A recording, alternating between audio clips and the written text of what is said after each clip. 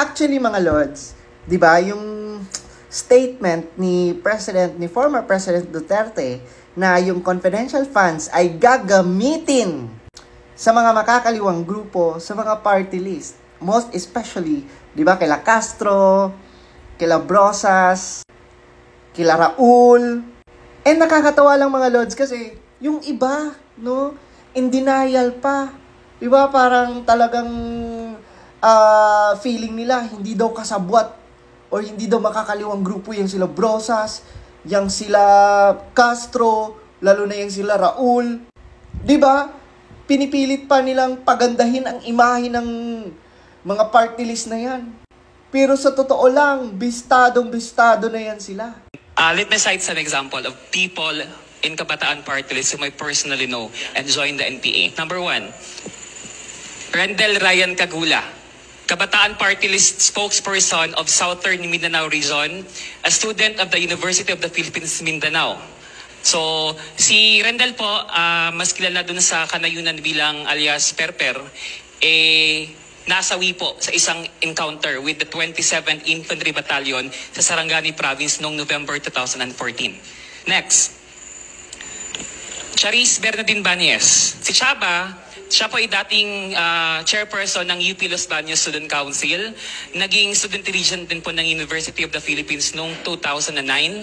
Pagkatapos ay naging National Secretary General ng Anak Bayan. Noong panahon din na ako ay naging na-elect din na Anak Bayan National Vice Chair for Mindanao noong 2011. So right now, where is she? She's at the Guerrilla Front 56 of SRC-5 of the Southern Mindanao region.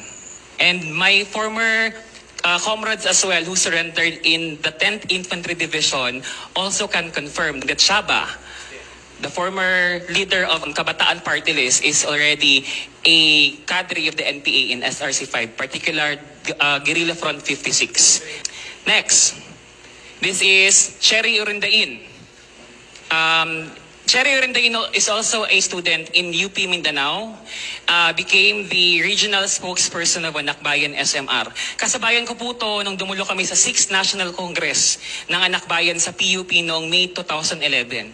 She is currently detained dahil siya po ay naging NPA under the Guerrilla Front 2 of the SRC-2. Ang code niya po doon ay Alisa.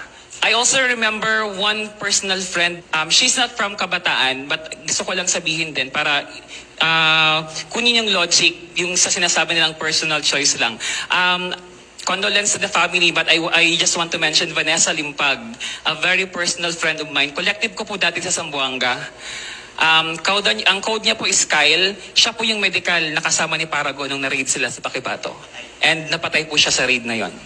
From Perper to Kyle to Alisa to Chaba. Lastly, eto active NPA pa din. Yung dating Kabataan Party List Regional Spokesperson ng Panay, si JC Alejandro, na taga Romblon. Where is he? He is in the central front of the NPA in the Panay region. So are these just coincidences? Are these just their personal choices? Personal choice, yes, one way, but on the other hand, it's more on the program of the organization to make us believe of the armed struggle for us to make our choice to join the NPA. Diba? Rinig natin, Kabataan Party List. Diba? Kumakaasta itong mga party list na nasa Kongreso. Akala mo naman talaga, diba? Kaisa natin, diba? Sa pagpapalago ng Pilipinas. Akala mo naman talaga, kaisa natin sa pagprotekta ng mga Pilipino. Pero sila pala, no, yung isa sa mga rason bakit nagkakandag gulo-gulo sa Pilipinas.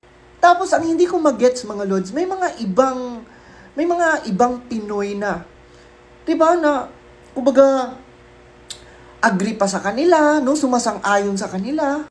Parang, hindi nyo ba alam na makakaliwang grupo yan sila? At yung iba, di ba, in denial talaga. Di ba, kumbaga red tagging daw, nang aakusa lang daw tayo. Ha? Dinig nyo na nga, na, di ba, almost mga makakaliwang grupo ay kabilang sa kabaya, di ba, kabilang sa Kabataan Party List na yan. 'Di ba? Sinong pinaglololoko nyo?